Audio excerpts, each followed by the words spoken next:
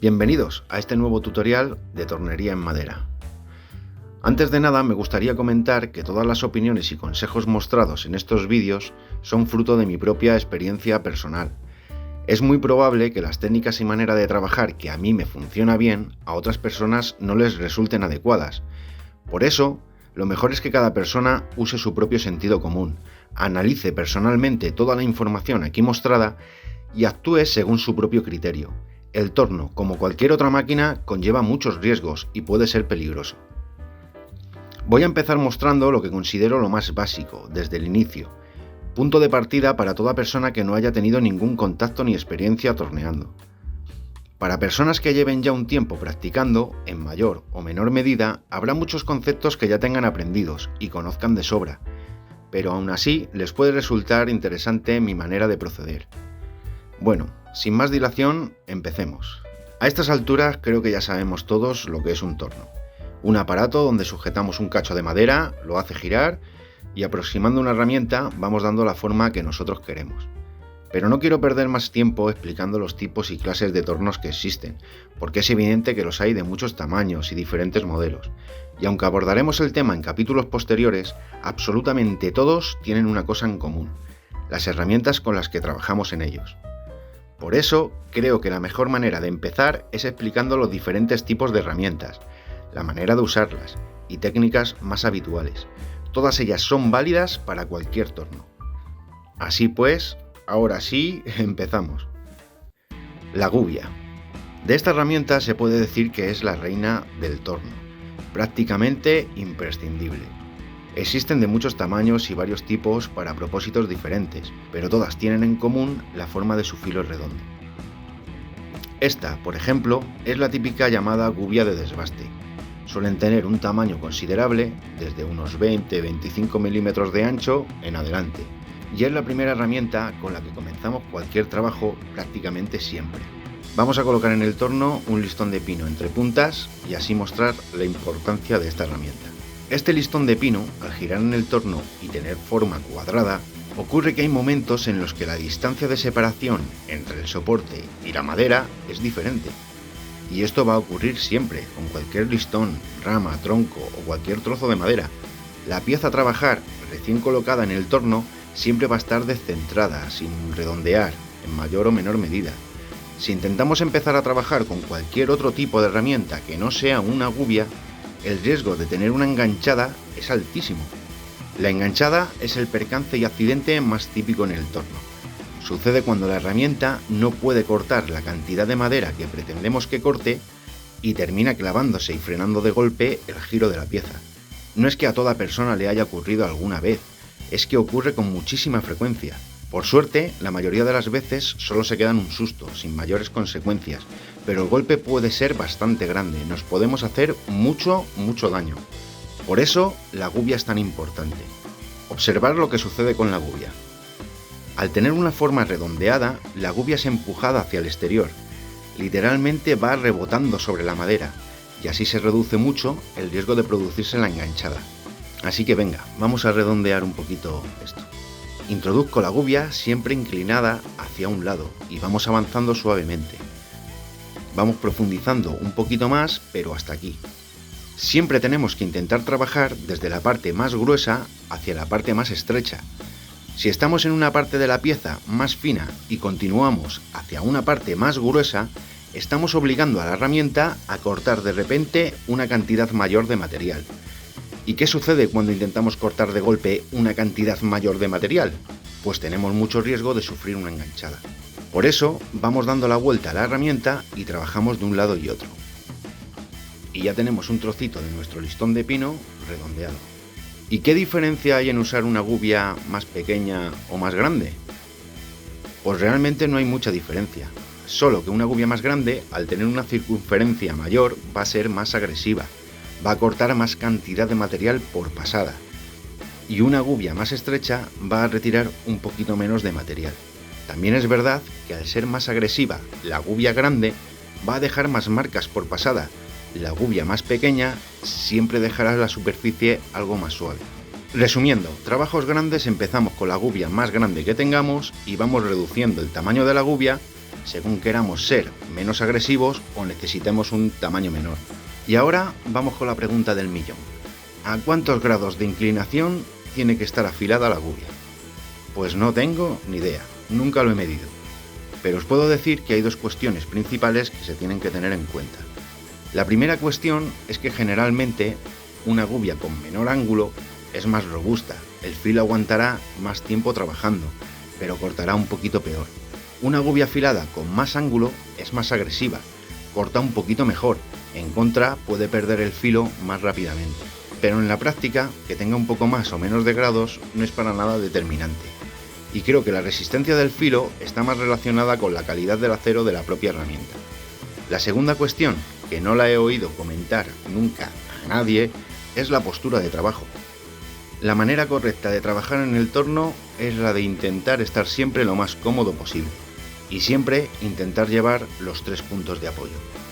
El primer apoyo, la mano del soporte. El segundo apoyo, la mano del mango.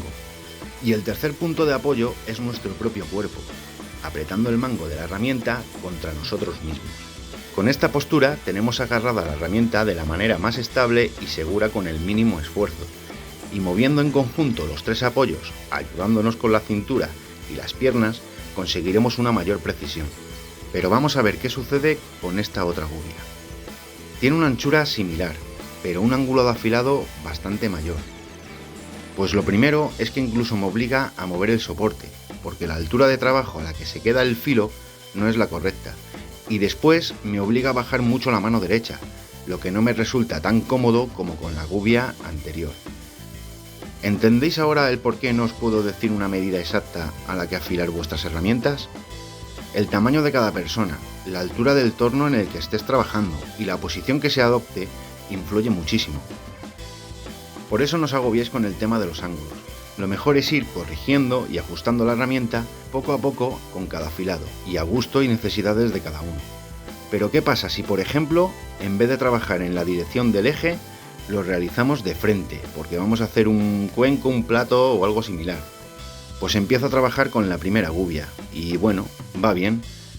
Pero poco a poco tengo que subir el mango para encontrar el ángulo en el que la gubia trabaja mejor, hasta tal punto que ya me resulta incómodo. Con la segunda gubia, la que está afilada con un ángulo mayor, lo primero es que no viene mal que corte un poquito mejor, porque vamos a trabajar en contra de las propias vetas de la madera, aun a costa de perder un poco más rápido el filo. Pero sobre todo, vuelvo a estar en una posición cómoda para mí y con los 3 apoyos la mayor parte del tiempo.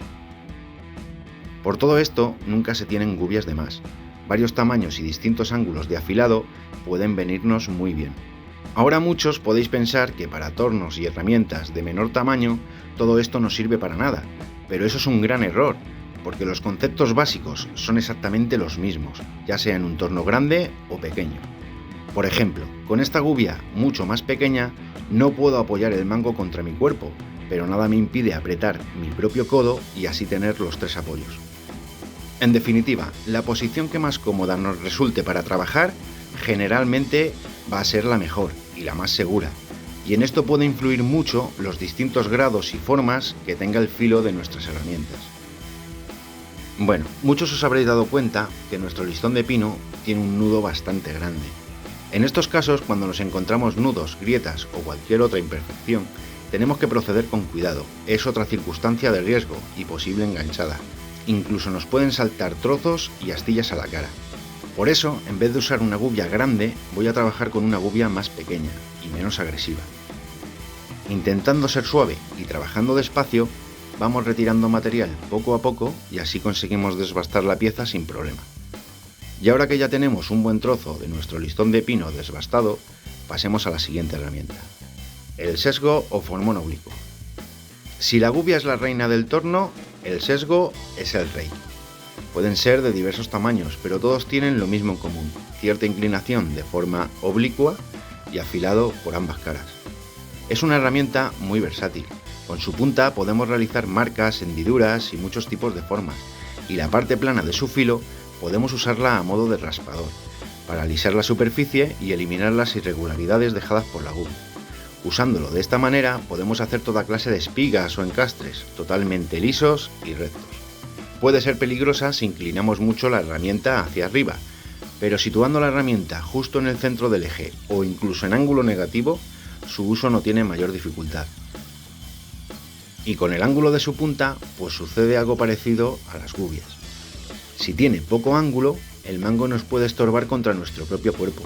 Y si tiene demasiado, el mango se aleja tanto que puede resultar incómodo. Tenemos que buscar el ángulo que más cómodo nos resulta a nosotros mismos.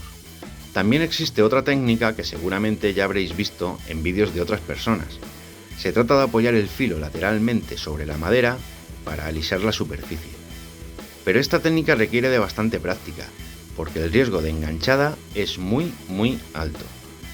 Personalmente confieso que esta técnica yo no la uso prácticamente nunca, y es que no le encuentro ningún tipo de utilidad.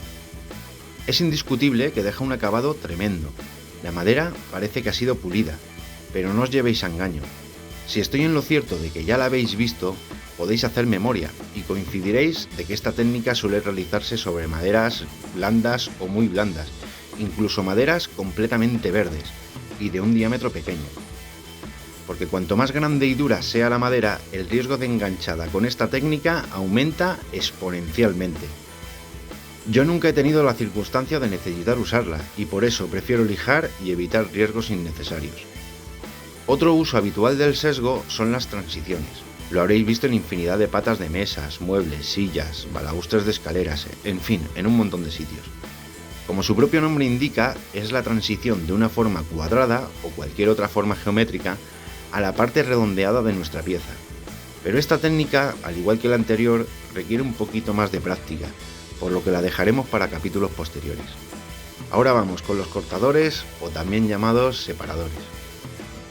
Igualmente existen de multitud de tamaños y distintas formas, pero básicamente todos se usan igual.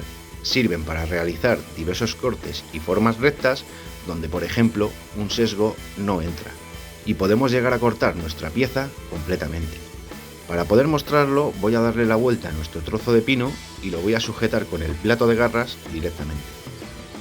Y aunque ahora la pieza está sujeta firmemente solo con el plato de garras, hay que usar el contrapunto siempre que sea posible, para mayor seguridad. Si os habéis preguntado el motivo de por qué este cortador tiene la punta desplazada y no es equidistante, es simplemente por comodidad. Cuando empezamos a cortar la pieza, la altura de trabajo es mayor, al tener un diámetro más grande, pero según nos vamos adentrando en la madera, el diámetro disminuye, por lo que podemos darle la vuelta a la herramienta para que trabaje a la altura adecuada, así no tener que inclinar la herramienta en una posición más forzada o tener que bajar el soporte. Cuando tenemos la pieza prácticamente cortada, lo correcto sería parar el torno y terminar de cortar con una sierra o serrucho. Es muy recomendable bajar la velocidad siempre que vayamos a afrontar una situación de posible riesgo y terminar de cortar las piezas con el torno apagado. Y ya por último, para finalizar, tenemos los raspadores, con una infinidad de formas y tamaños todavía mayor que las anteriores herramientas. Para verlo un poco por encima, volvamos a lo que queda de nuestro maltrecho listón de pino. Con una gubia podemos realizar prácticamente cualquier forma, y como hemos visto antes, el propio sesgo ya es en sí mismo un raspador, usando la punta y la parte plana de su filo. Es cierto que con gubias, el sesgo y los separadores podemos realizar casi cualquier tipo de trabajo, pero los raspadores nos pueden facilitar mucho ese trabajo, porque podemos realizar pequeños ajustes, eliminar irregularidades y terminar de dar la forma deseada de manera más fácil y con mayor precisión. Raspadores redondeados nos pueden ayudar a ajustar y repasar las formas realizadas con la gubia. Con otros raspadores, por ejemplo, como este de punta, podemos hacer directamente ribetes y formas completamente simétricas. En definitiva, los diferentes perfiles de afilado nos permiten alcanzar sitios con mucha mayor comodidad. Y por supuesto, existen raspadores para determinados trabajos, los cuales son prácticamente imposibles de realizar con cualquier otra herramienta. Pero eso lo dejaremos para siguientes capítulos. Por ahora, creo que le hemos dado un buen repaso a las herramientas más comunes para el torno y abordado conceptos básicos que considero muy importantes. Por eso, espero que os haya gustado este primer capítulo y os espero en el siguiente. Muchas gracias por verme, hasta pronto.